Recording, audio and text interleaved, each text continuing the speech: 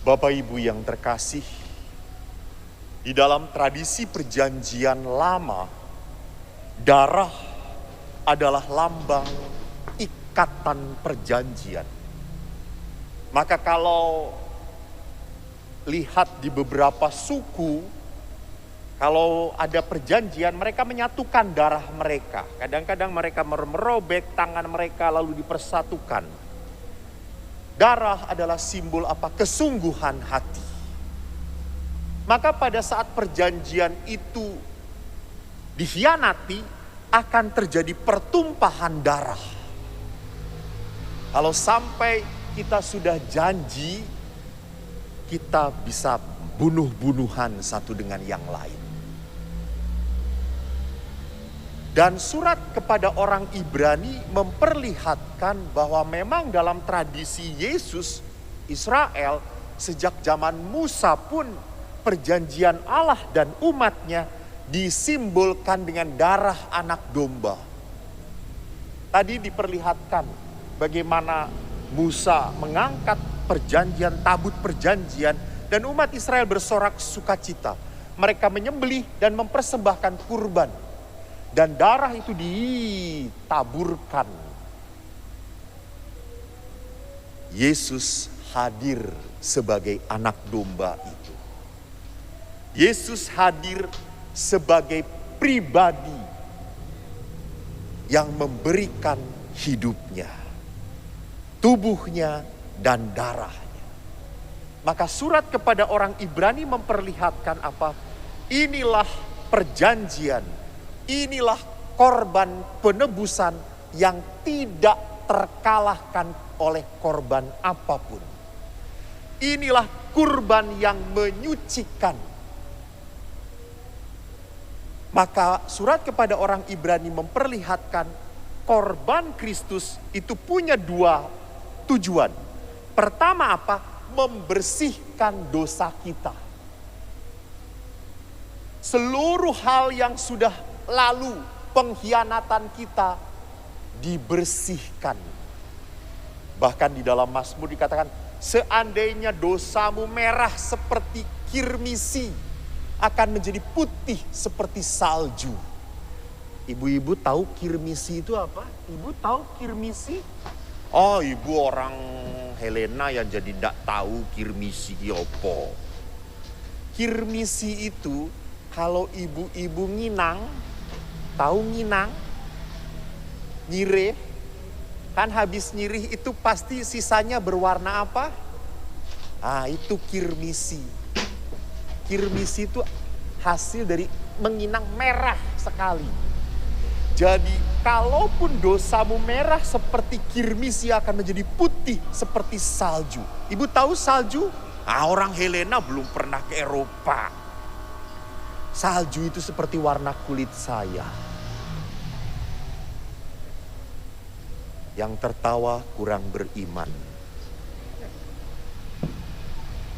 Jadi lihat, inilah penebusan Yesus. Penebusan Yesus menarik sekali. Tidak menuntut kamu harus ini, harus itu. Enggak.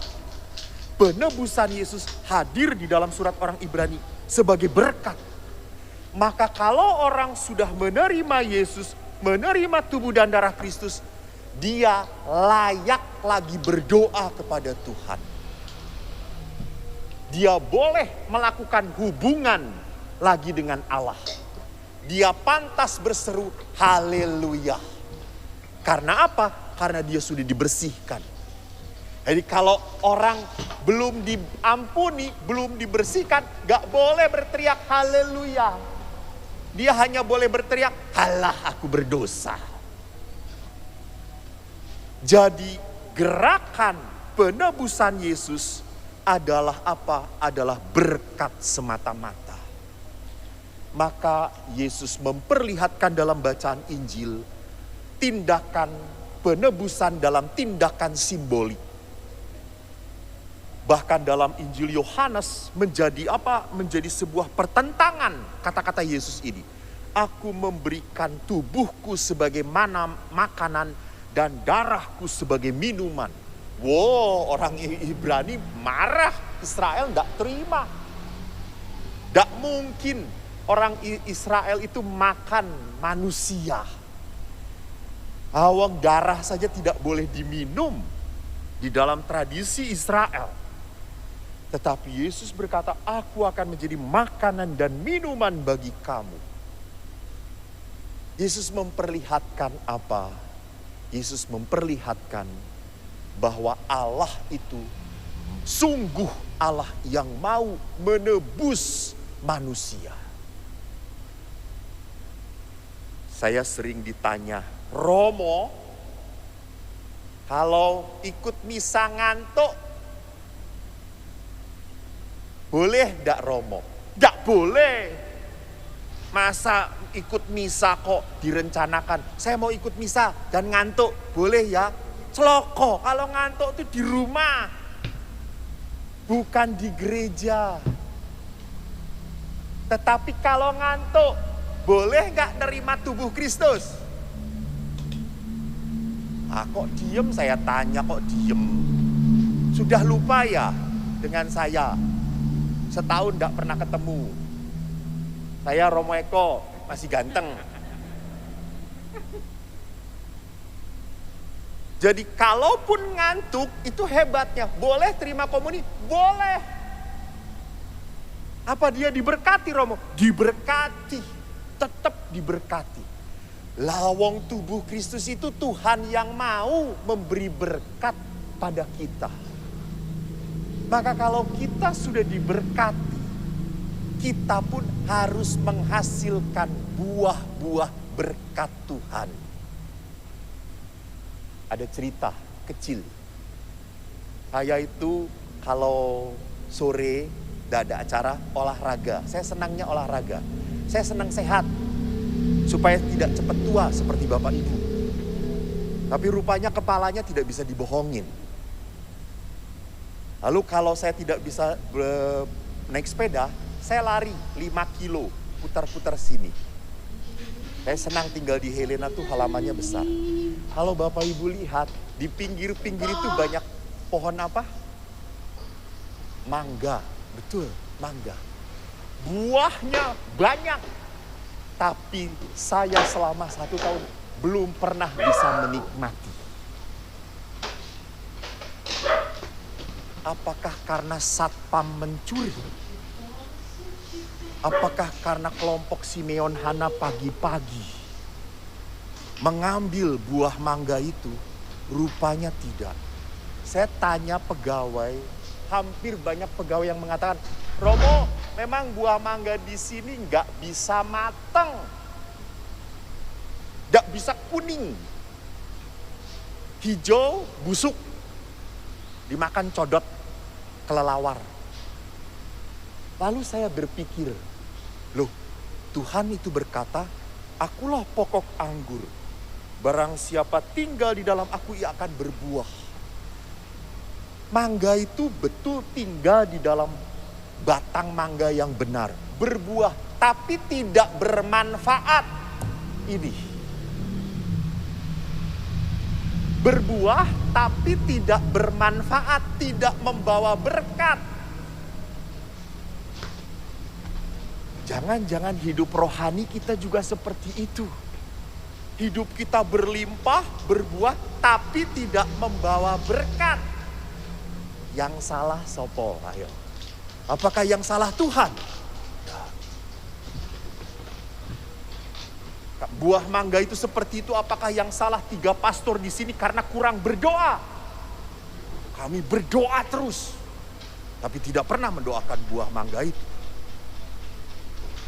Jadi yang salah adalah apa kalau kita hidup penuh berkat, tetapi tidak pernah membawa manfaat. Karena mungkin kita tidak pernah mau melayani Tuhan. Jadi dalam hari raya tubuh dan darah Kristus, Bapak Ibu, kita bukan hanya merayakan Tuhan ngasih makan, memberi berkat. Tidak berhenti sampai situ toh.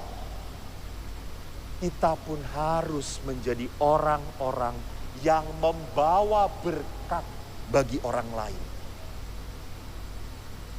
Pernah seorang oma-oma ngomong pada saya, "Romo, saya sudah tua Romo, nggak bisa apa-apa lagi."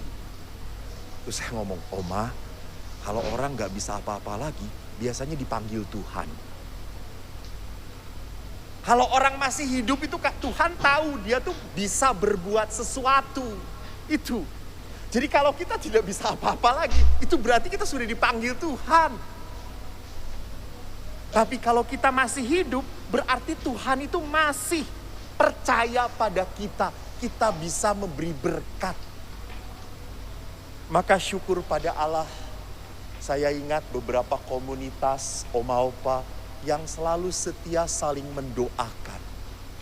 Mendoakan bagi cucunya, bagi tetangganya. Bahkan saya bahagia, beberapa oma ini kan sekarang sudah hebat-hebat oma-oma Santa Helena ini. Pegangannya bukan hanya kitab suci tetapi handphone, gadget.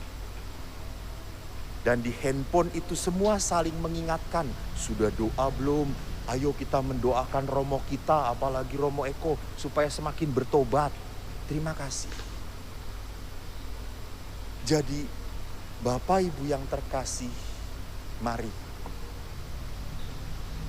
Di saat hidup kita menjadi senior, bukan berarti kita tidak bisa apa-apa lagi. Bukan berarti Tuhan tidak punya rancangan untuk hidup aku. Bukan berarti Tuhan tidak bisa memanfaatkan hidupku lagi. Tuhan punya rencana indah untuk hidup Anda. Tuhan tetap memakai Anda untuk apa? Menjadi berkat bagi orang-orang di sekitar Anda. Maka semoga Bapak Ibu ini, Oma Opa ini menjadi Oma Opa yang panjang sabar. Tidak banyak mengkritik, tidak banyak menuntut, tetapi banyak mengerti dan mendoakan anak cucunya.